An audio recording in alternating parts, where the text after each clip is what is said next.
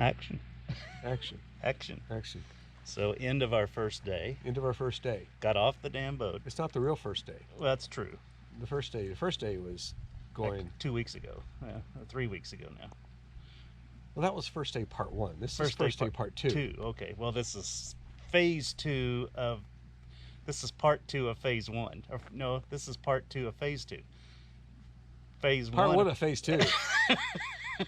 Day 1 of phase 2. Day 1 of phase 2? Well, we had the boat, though, for 3 days. We had the boat day. Yeah, well, that was the problem. The boat was a lot of fun. You got to put that down. You really cannot hold that in the frame. You don't think so? No. You got to put it down. Okay. Okay, good. So, here we are on our first real night of camping. Right. On the Alaska trip. Yeah. Although we're in Canada. Canada, but it's the Alaska trip. It's the Alaska trip. And but the Alaska trip turned into a Canadian trip because you can't get to the Arctic Ocean at Purdue Bay anymore, or if you ever could. Yeah. So got off the Columbia today. Went through customs. Within 5 minutes, we were in our first road construction. And yeah, within 5 miles. Yeah. And then 5 miles later on our second road construction. Yeah. And thank God it stopped after that. Yeah. We came to the conclusion as to why they named the Haines Highway the Haines Highway. Yeah. Because it's between Haines and Haines Junction.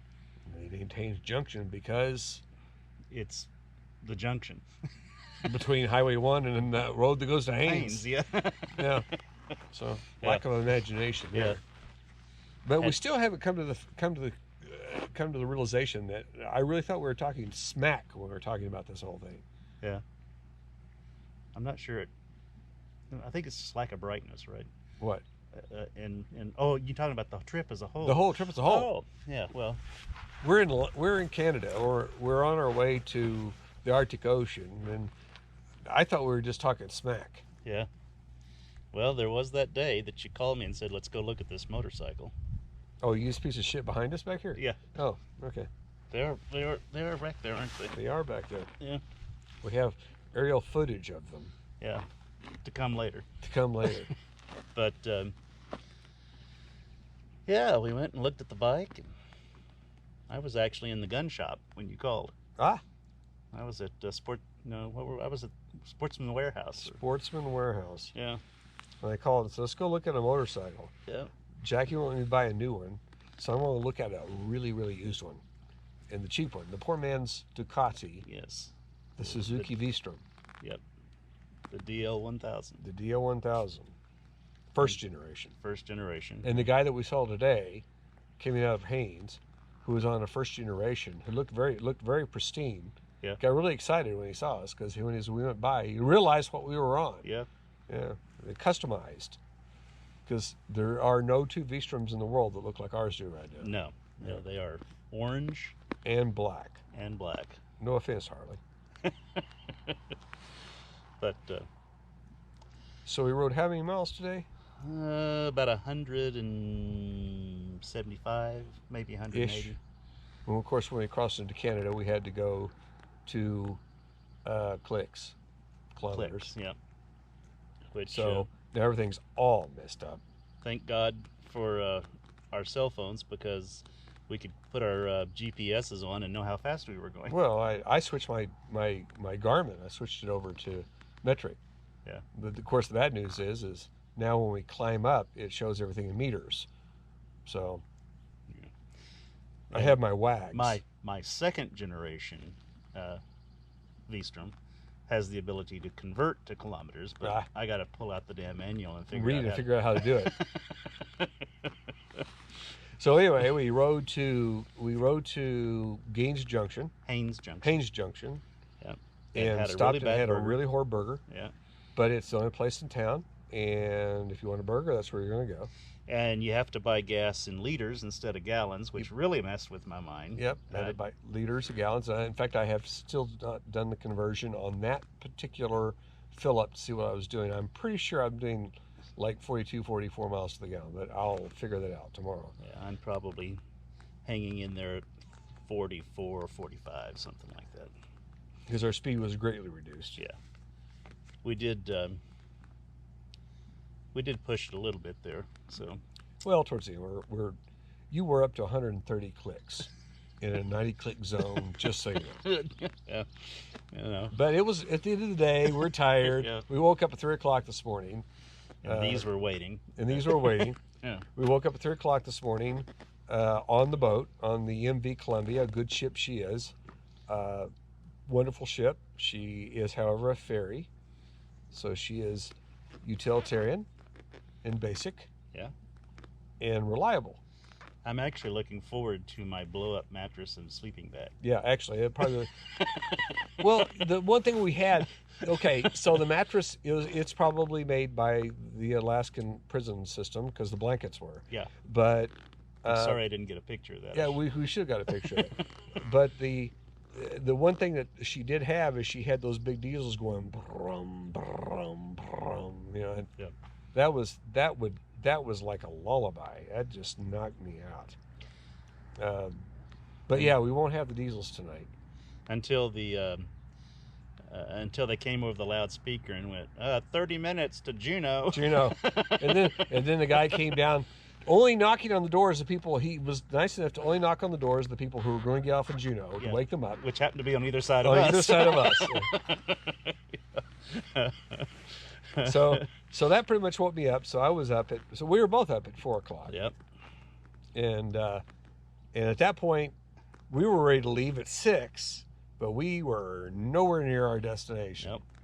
So got up, went down, started packing the bags, bikes up a little bit, started getting them ready. Went, strapped them because we strapped them down 6 days to Sunday, and we realized probably didn't need they didn't need to be strapped because the ship never goes to open water hardly. I think we spent 4 hours maybe at the max. Maybe 2.5. Well, there was that section we slept through the one. We slept through one open water crossing. Yeah, that was a lullaby. Yeah, it was because the ship started rocking. You know the ship's in open water because she rocks a little bit. Yeah. But otherwise, it's just glassy smooth.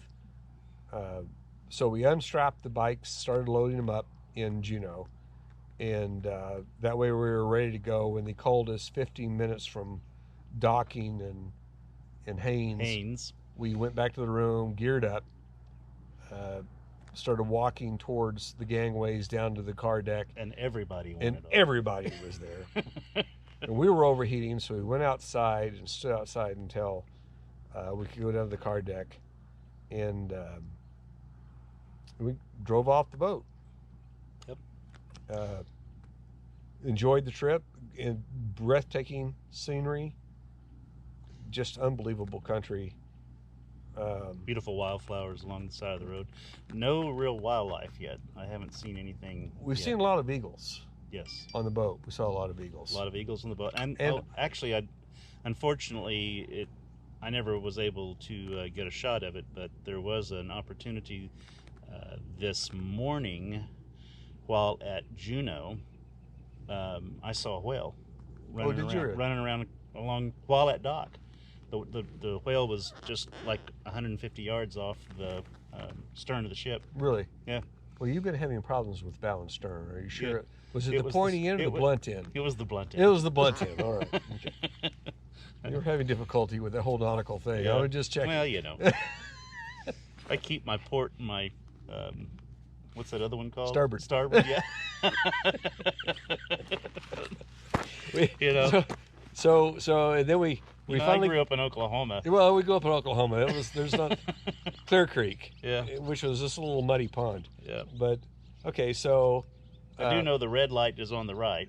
Red light and the green light was on the left. Yeah. And it's a good thing we knew that because there were some pretty tight squeezes. There was, yes. Up through what would they call that? Wrangell Pass? Wrangell Narrows. Wrangell Narrows. Yeah. So to Petersburg.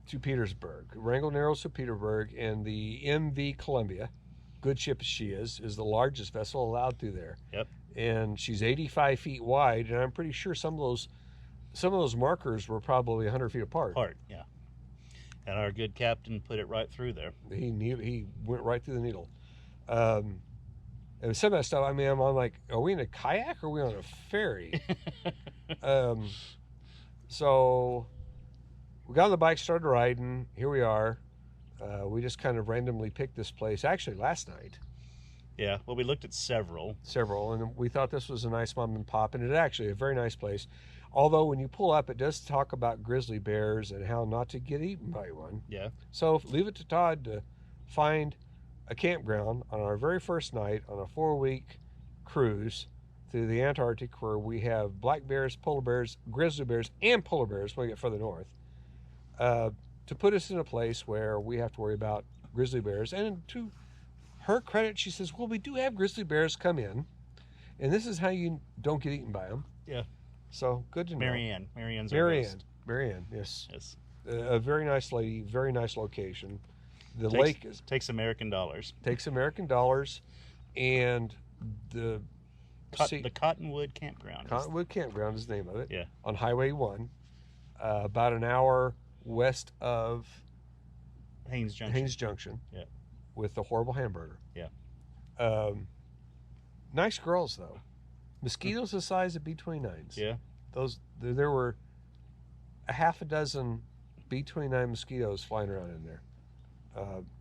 And I discovered they can bite through Melizano. Mm-hmm. Melizano.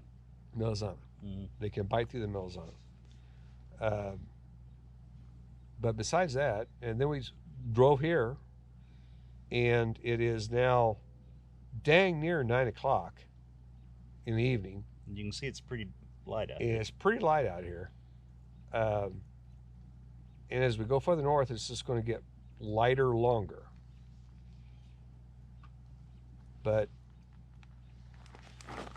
the kind of quiet that we have here, we discussed that as well. Yes. And my first thing that I noticed is, of course, there's no air traffic. There's no air traffic at all.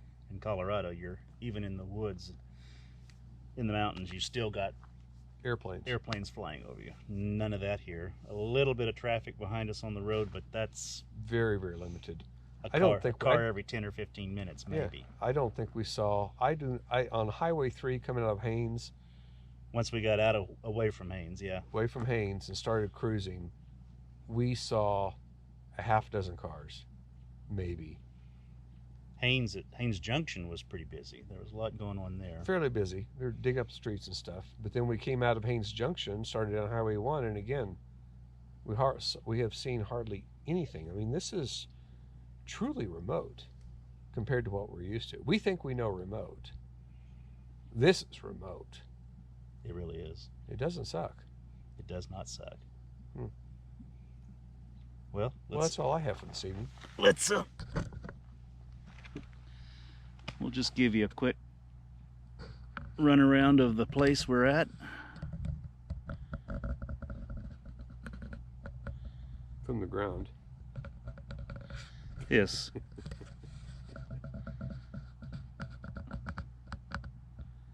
And Dave and the bikes in the back and the tent. And to be continued.